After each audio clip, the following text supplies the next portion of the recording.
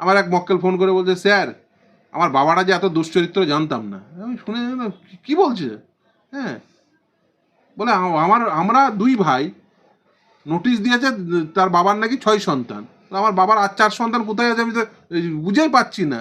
আর বাবা যে এত দুশ্চরিত্র তাই জানতাম না। বাবাকে গিয়ে জিজ্ঞাসা করলাম, বাবা তুমি এত দুশ্চরিত্র কবে বলে? যে হাজার হাজার জন নোটিশ পাচ্ছে, লক্ষ লক্ষ লোক নোটিশ পাচ্ছে। ও হয়রানি ছাড়া আর কিছুই নয়। ফলে রাজ্যের সরকারি কর্মচারী তারা মানুষজনকে নির্যাতন করছেন। নির্বাচন কমিশন তো ঠিক আছে, তারা এক এক সময় মানে তুগলুকি একটা নোটিফিকেশন দিচ্ছে না, যে বিরিয়ানির হাঁড়িতে হাঁড়ির মুখে লাল ছাড়া আর কোথাও লাল দেখা যায় না, তারা এখন সব জায়গায় লাল দেখছেন। আবার কেউ কেউ লাল লাল দেখলে আবার টকবক টকবক করে টপকাতে শুরু করে। দেখবেন আপনি ষাট টাটদের আবার লাল দিয়ে দেখবেন টপকাতে শুরু করবে। মানে সিপিএম ছিল না, এখন জার্সি বদল করা সিপিএম। আর দুদিন আর কয়েকদিন ভোটের আগে দেখতে থাকুন, তখন দেখবেন সিপিএম এর জার্সি পড়া সিপিএম দেখতে পাবেন। বিরাট শান্তি। শামসেরগঞ্জ একবার যান, বিরাট শান্তি, কিচ্ছু না। মমতা ব্যানার্জিকে বলুন না বেলডাঙ্গা একটা সভা করবে, কালকে একবার গিয়ে দিয়ে আসুক না। অনেক থান ইট ওখানে জড়ো করা আছে, অনেক থান ইট জড়ো করে রেখে দিয়েছে। মমতা ব্যানার্জি একবার যা। মমতা ব্যানার্জি ছিল, মাওবাদী নেই। মমতা ব্যানার্জি ছিল না, মাওবাদী ছিল, মানে কি? দিনের বেলায় তৃণমূল, রাতের বেলায় মাওবাদী। সেই সময় যদি সিঙ্গুর হতো, সেই সময় যদি এই রাজারহাটে আইটি কোম্পানিগুলো হতো, আইটি হাব হতো, ফাইন্যান্সিয়াল হাব হতো, এই রাজ্যের কোনো ছেলে মেয়েকে বাইরে গিয়ে মার খেতে হতো? যে বাংলা ভাষায় কেন কথা বলছে সেই বলে মার খেতে হচ্ছে। এখন যে উনি সিপিএম আতঙ্কে বলছেন, এটা দেখে ভালো লাগছে। এতদিন তো বলতেন যে দূরবীন দিয়ে দেখা যাচ্ছে না, এখন সব জায়গায় সিপিএম দেখতে পাচ্ছেন। এখন মদটদও বলছেন, যাই হোক না কেন, দেখুন যার যেটাতে রুচি। তো যাই হোক, বুঝতে পারছেন যে বেসিক্যালি মানুষ একাট্টা হচ্ছে। এই যে মানুষের এত হয়রানি হচ্ছে, নির্বাচন কমিশন নির্যাতন কমিশনে রূপান্তর ঘটেছে। কাজ কারা করছে?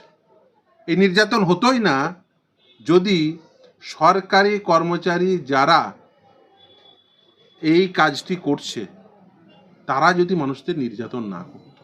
এই সরকারি কর্মচারী কারা? রাজ্য সরকারি কর্মচারী। যতজন নির্বাচন কমিশনে কাজ করছে বেশিরভাগই রাজ্যের সরকারের কর্মচারী। ফলে রাজ্যের সরকারি কর্মচারী তারা মানুষজনকে নির্যাতন করছেন।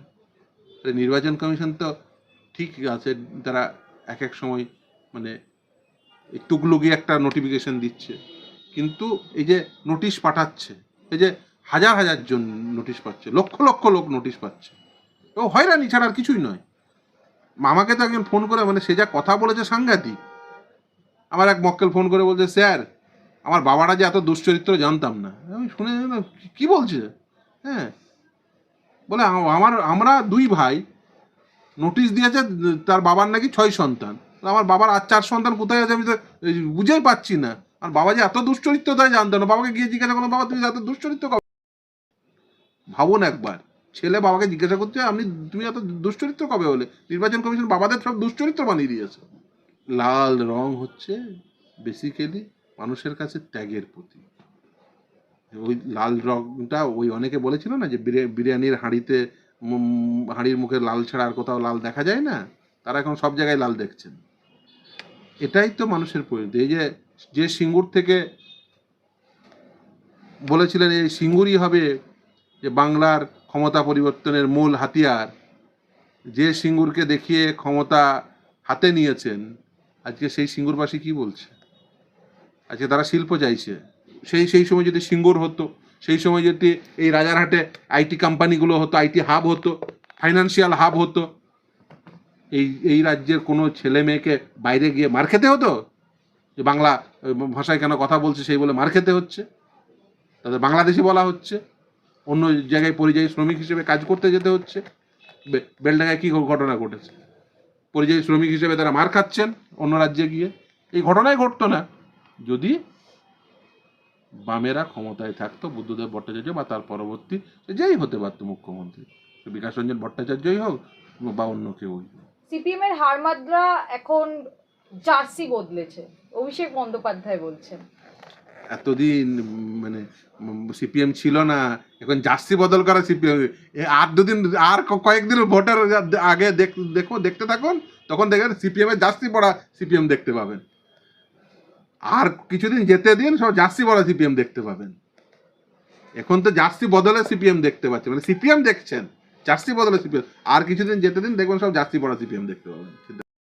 বলছে আপনাদেরকে তো কোথাও দেখা যায় না, আপনারা শূন্য থেকে মহাশূন্যে চলে গেছেন, বিরিয়ানির হাড়িতে চলে গেছেন, তারপরে অভিষেক বন্দ্যোপাধ্যায়ের এরকম কটাক্ষের মানেটা কি? ভূত দেখছেন, আতঙ্ক? সিপিএম এর ভূত দেখছেন। দেখুন, এটা তো বাস্তবতা। মানুষ যখন দেখবে যে কোনো কিছু ঠিক চলছে না, মানুষ এই নির্যাতনের শিকার হচ্ছে, মানুষ বেসিক্যালি বঞ্চিত হচ্ছে, তখন মানুষ অচিরেই বাম পথকে অনুসরণ করবে। মানুষ বাম পথ অনুসরণ করছে। দেখুন, মানুষ কেউ চান না অস্থিরতা, কেউ চান না দুর্নীতি, কেউ চান না হানাহানি।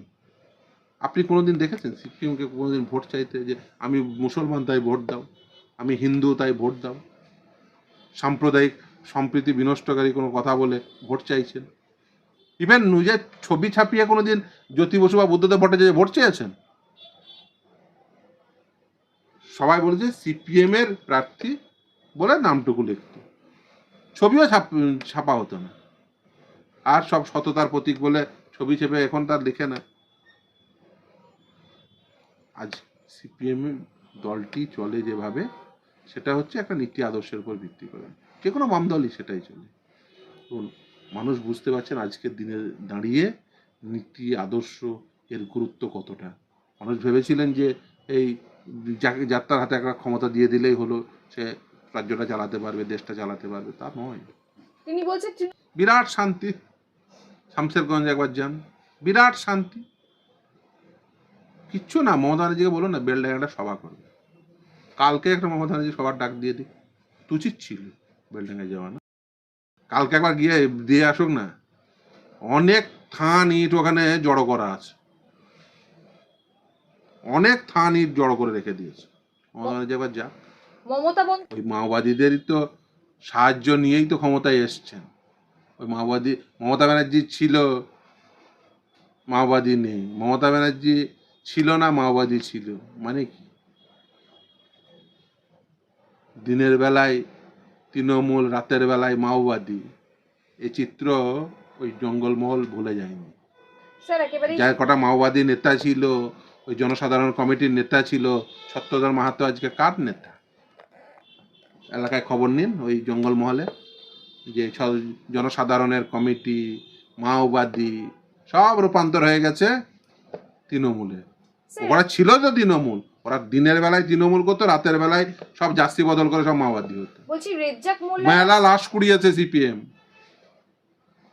এই তৃণমূলের হাতে হত্যা হয়েছে এরকম মেলা লাশ কুড়িয়েছে সিপিএম, মেলা লাশ কুড়িয়েছে অন্যান্য বাম দলগুলো, মেলা লাশ কুড়িয়েছে বিরোধীরা। লাশের হিসাব নেবে, মাওবাদী দেখাবেন না। লাল ঝান্ডা দিনের বেলায় তৃণমূল, রাতের বেলায় মাওবাদী। কাজের সময় কিষেনজি, কাজের সময় কাজী, কাজ ভরলে কিষেনজি। ও বাংলার প্রবাদে পরিণত হয়েছে। ঋতব্রত বন্দ্যোপাধ্যায় কাদের কথা বলছে? সে তো তৃণমূল, মানে আজকের তৃণমূল, গতকালের সিপিএম।